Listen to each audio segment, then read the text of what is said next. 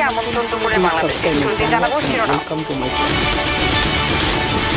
শিক্ষার্থী আন্দোলনে নিহত 18 জনের মরদেহ 2 হাসপাতালে পড়ে আছে বেওয়ারিশ হিসেবে। আহতদের চিকিৎসায় বিশেষ কেয়ার ইউনিটের প্রস্তাব।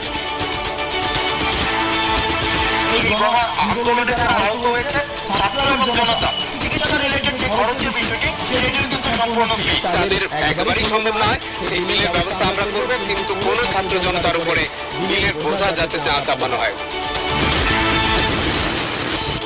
চট্টগ্রাম আওয়ামী লীগের বিতর্কিত এমপি এম এ লতিফের 3 দিনের রিমান্ড। ডাবল বোরিং থানায় দায়েরকৃত বিস্ফোরক মামলায় তিনি অভিযুক্ত। হাসিনা সরকারের শেষ সময়ে গোপনে ছাপানো হয় 41,000 কোটি টাকা। সাবেক গভর্নর রউফের বিরুদ্ধে অনৈতিক কাজের অভিযোগ। মানে একটা ইকোনমিতে তখনই ইউজ হয় যখন গভর্নমেন্টের টায়ার নিড হয়ে যায় টাকার জন্য।